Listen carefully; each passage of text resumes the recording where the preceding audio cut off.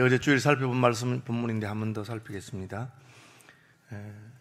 지금 11절까지 보시면 예루살렘이 멸망을 당하고 시드기야 왕은 눈을 뽑히고 자기 자식들이 죽는 것을 보고 끌려가는 것, 가서 죽었다 그렇게 되어 있습니다. 그런데 이제 이미 망한 나라인데 느부갓네살 왕이 그 느부사라단에게 명령을 내려서 예루살렘 완전히 파괴하고 다시는 그곳에 사람이 살지 못하도록, 다시는 그곳에 왕이 통치하지 않도록, 다시는 그곳에 성전 예배가 드려지지 못하도록 그렇게 대대적인 파괴를 행했습니다. 사실은 바벨론 이것은 잔인한 일이었고, 하나님의 계획은 70년이 지나면 예루살렘이 다시 회복되는 것이고 하나님의 징계와 형벌의 시간인데, 바벨론 왕은 느부사라단을 보내서 더 과격하게 완전히 그냥 무너뜨리는 것처럼 그렇게 했습니다. 그 결과로 예레미야가 예언한 것처럼 바벨론도 후에 완전히 멸망을 당하게 되는 것을 하게 됩니다. 좀 과하다는 거죠. 하나님께서 허락하신 것이긴 하지만 하나님이 허락한 수준에서 해야 되는데 바벨론은 아주 과격하게, 그리고 하나님께 생각하는 이상으로 그렇게 너무 했습니다. 그래서 자녀를 징계하거나 뭐 이렇게 할 때 그 마음에, 사랑하는 마음으로 돌이키기 위해서 그 때리는 건데, 옆에서 보고 있던 사람이 그냥 저런 나쁜 놈은 혼을 내줘야 된다 하면서 부모 마음 이상으로 자녀를 때리고 그렇게 하면 부모 마음이 안 좋죠. 그게 이제 오늘 본문에 나오는 사건입니다. 왕의 의전사령관이 됐으니까 왕 앞에서 직접 보고를 하는, 그렇죠, 친위대라고 할 수 있습니다. 그러니까 왕이 아주 총애하는 사람을 보냈는데, 이것은 왕의 마음을 잘 안다는 거죠. 느부갓네살의 마음을 알아서 그렇게 행동한 것입니다. 이 느부사라단이 예루살렘에 와서, 이미 예루살렘은 뭐 패전했기 때문에 없는 거죠. 다시 말하면 아프가니스탄이 지금 미국이 철수하자마자 대통령이 항복해 버렸어요. 항복하니까 이미 전쟁 끝난 거죠. 패전했습니다. 그리고 이제 패전한 카불에 지금 탈레반들이 막 들어왔는데, 들어와서 이제 마을은 우리가 법대로 잘 통치하겠다, 옛날같이 그렇게 안 하겠다 해놓고는 실제로는 약탈을 하고 사람을 죽이고 막 하는 것처럼, 이미 왕은 끌려가고 나라는 항복을 했고 망했는데, 거기에 뒤늦게 느부사라단이라고 하는 왕의 친위대 장군이 와서 예루살렘을 파괴하기 시작합니다. 그렇게 하는 거죠. 그걸 어떻게 파괴합니까? 성전과 왕궁을 불살랐다, 그렇게 되어 있습니다. 성전을 불살랐다, 왕궁을 불살랐다, 기능이 없는 거죠. 더 이상 이것은 이스라엘 백성들의 신앙의 중심지가 되지 못한다는 것이죠. 성전 신앙인데 성전을 파괴했습니다. 성전에서 하나님께 제사드리고 하나님께 절기를 지키는데 성전이 없어진 것입니다. 그리고 왕궁을 파괴했습니다. 더 이상 여기는 앞으로 왕이 나지 못한다. 이미 왕은 끌려갔어요. 그런데 왕궁을 파괴했습니다. 더 이상 수도로서 기능하지 못한다. 여기서 다시 왕이 통치하게 되려면 왕궁을 새로 지어야 되는 겁니다. 그런데 바벨론에게 다 뺏기고 포로로 잡혀가고 누가 와서 지겠습니까? 성벽을 다 무너뜨렸습니다. 역시 마찬가지입니다. 누가 와서 이 성벽을 재건하겠습니까? 다시는 재건하지 못하도록 그렇게 한 것입니다.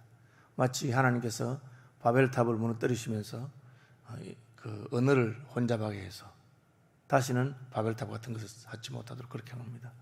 그러면 하나님께서 70년 지나면 다시 회복된다 했는데 어떻게 회복됩니까? 그것은 포로로 잡혀갔던 사람들이 와서 하는 겁니다. 그게 이제 느헤미야와 같은 사람들, 스룹바벨 같은 사람들, 에스더 같은 사람, 그런 사람들 다시 돌아와서 하게 되는 것입니다. 예루살렘 자체로 봐서는 다시 회복될 가능성이 전혀 없어 보이도록 그렇게 파괴가 일어났습니다. 성전이 이렇게 완전히 무너지고, 또 성전만 무너진 게 아니고 성전에 있는 모든 그릇들, 금그릇, 은그릇, 좋은 건 다 가져가고, 그리고 끝이 아니고 와보니까 또 녹그릇 이런 것 다, 노소로 된 것 다 가져가고, 그리고 성전에는 노소로 된 기둥이 2개 있습니다. 실제로 건축물을 기탱하는 기둥은 아닙니다. 그러나 상징적으로 성전의 기둥을 두 개를 세웠는데 하나는 야긴이고 오른쪽 기둥은 야긴이고 왼쪽 기둥은 보아스입니다. 그래서 보아스라는 뜻은 능력이 하나님께 있다. 야긴이라는 것은 그가 세우신다, 그런 뜻입니다. 그 두 기둥을 합하면 능하신 하나님께서 이 성전을 세우시고 지키고 계신다 하는 뜻입니다. 그런데 그 노수로 만들었는데 그걸 다 무너뜨려 가지고 가져갔습니다. 다시 말하면 그 종교적인 의미라든지 상징적인 의미는 아무 의미가 없다는 거죠. 다 무너뜨리고 그냥 그 물질적인 놋 재료, 그렇죠? 놋 값을 치르기 위해서 그 놋으로 된 거니까 그거 가서 팔겠다, 그런 식으로 다 그렇게 했습니다. 성전이 원래 이제 기능을 하지 못하기 때문에 이런 일을 하나님 허락하신 것입니다. 성전이 뭡니까? 하나님 앞에 제사하고 하나님 예배하는 곳입니다.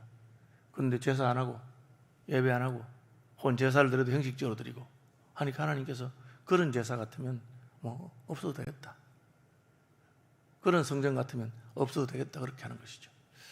저는 이제 요즘 왜 이 코로나가 계속 이렇게 오래 갈까 그렇게 생각해 보니까 하나님께서 코로나 없은들 너희들이 제대로 예배를 드렸느냐? 전심으로 예배했나? 그렇게 물어보시는 거예요. 10%만 해라 하니까 우리 중에 제대로 예배 드릴 마음이 있는 사람은 10%밖에 안 되는가 보다. 실제로는 뭐 새벽이나 수요일 때는 10%도 안 오죠.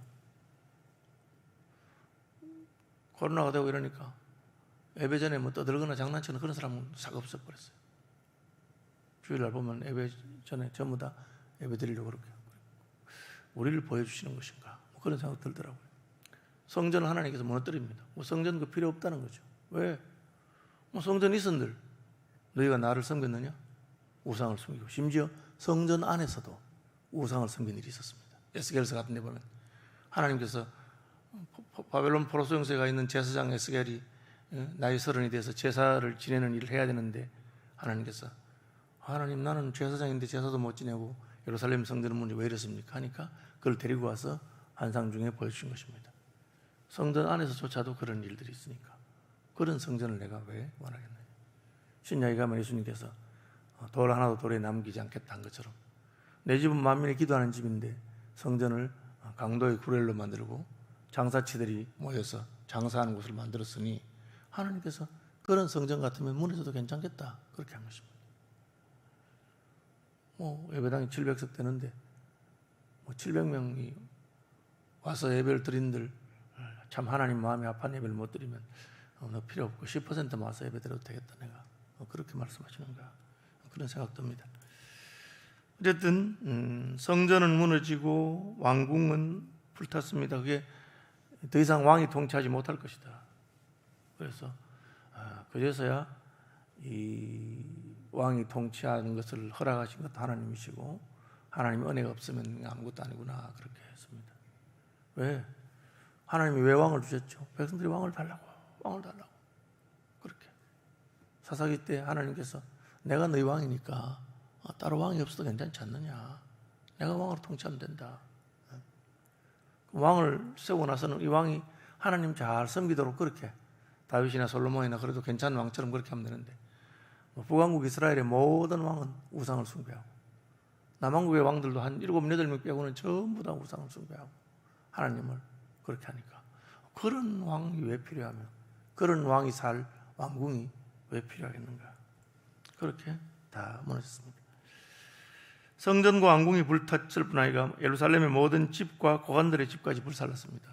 쓸만한 집, 괜찮은 집, 사람이 살만한 집은 다 태웠다는 거죠. 뭘 말합니까? 여기 사람이 살지 말란 거예요. 사람이 살지 말아라. 여러분, 그 도시가 한번 이렇게 파괴되고 나면은 그걸 재건하는데 얼마나 많은 힘이 들겠습니까? 그렇죠? 그런데 뭐 완전히 다 파괴됐습니다. 그리고는 군대가 예루살렘 사면 성벽을 헐었습니다. 이 성벽은 대적으로부터 지켜주는 것이죠. 그래서 그 안에 있으면 안전합니다. 그래서 도시가 이루어지는 겁니다. 성벽이 있어서. 성벽이 다 무너지니까 이거는 그냥 뭐 시골 같이 되고 또 포도원이나 목장이나 그저 짐승을 키우거나 혹은 농사 짓는 것만 쓰지 여기 사람이 거주하는 곳이 아니다. 여러분, 사람이 살아야 그게 가치가 있는 거예요. 왜 강남이 그 땅값이 비싸고 서울이 땅값이 비싸고 집값이 비쌉니까? 사람이 많이 모여 살기 때문입니다. 우리나라 인구의 절반 이상이 수도권에 살고 있습니다. 그러니까 수도권은 집값이 비쌉니다. 그게 사람이 사니까. 사람 없는 데는 아무 가치가 없어요. 우리나라에 무슨 부동산 투기하던 사람들이 미국의 기업 부동산에 소가 갔는데 땅을 뭐 10만 평인데 아주 싸서 너무 좋다고 하니까 사막 한가운데 있어요. 아무도 살지 않고 없는데요. 그런 땅은 있어봤자 아무 소용도 없고 세금만 내는 거예요. 마찬가지입니다. 예루살렘은 더 이상 사람이 살지 못하도록 만들었습니다. 가치 없는 땅이 된 것이죠. 그리고 다시 이것을 세울까 싶어서 재건할 만한 사람들 다 포로 잡아버렸습니다. 실제로 예루살렘이 재건될 때 예루살렘에 남아있던 사람들은 그런 생각도 못하고 겨우 그냥 먹고 사는 사람들, 바벨론에서 포로에서 돌아온 사람들, 그들이 뜻을 세우고 해서 예루살렘 재건 운동, 예루살렘 성벽을 새로 짓는 느헤미야의 운동 같은 것이 일어나게 되는 것입니다. 그러니까 뭐 사람이 없으면 소망이 없는 것이죠. 여러분, 캄보디아에 힐링 필드라 그래가지고 공산당, khmer rouge라고 하는 공산당이 캄보디아를 장악하는 동안에 수백만 명을 죽여버렸어요. 그것도 그냥 죽인 게 아니고 똑똑한 사람, 진짜 그야말로 공부 좀 한 사람, 말 좀 하는 사람 다 죽여버렸어요. 그 결과 캄보디아가 다시 회복된 다음에도 나라가 이게 발전을 못하는 거라. 머리 썰만 사람 다 죽여버려요. 지금 그걸 한 겁니다. 지금 예루살렘에서 괜찮은 사람, 똑똑한 사람, 다니엘 같은 사람들, 그런 사람 다 잡아가서 바벨론 데려가 버려요. 예루살렘에서는 남아있는 사람들은 그야말로 원시 시대로 돌아간 것처럼 역사 몇백 년 후퇴하고 그렇게 되도록 만든 것입니다. 성전에 있는 녹기둥 받침들만 싹 다 가져가 버렸습니다. 그거는 이제 이미 성전은 파괴됐기 때문에 성전도 기능도 못 하는데 그냥 그 재료의 가치 달합한다는 거죠. 여러분, 책의 가치는 뭡니까? 책에 있는 내용이잖아요. 근데 책이 마지막으로 사람에게 읽히지 않고 버리지 못하게 됩니다. 나중에는 무게 달아서 종이값으로 받는 거죠. 하나님께 바친 것들이 왜 그래 됐습니까? 우리가 하나님께 바친 것들은 얼마든지 약탈당하고 할 수 있습니다. 그것은 물질이기 때문에 우리의 마음이 떠날 때 더 이상 하나님 그걸 지켜주지 않습니다. 이스라엘 백성들이 다 마음을 모아서 물질을 모아가지고 그렇게 예루살렘 성전을 짓고 했습니다. 그런데 세월이 지나니까 그 처음에 하나님을 향한 정성이라든지 하나님의 성전에 드리는 그 마음이 사라졌습니다.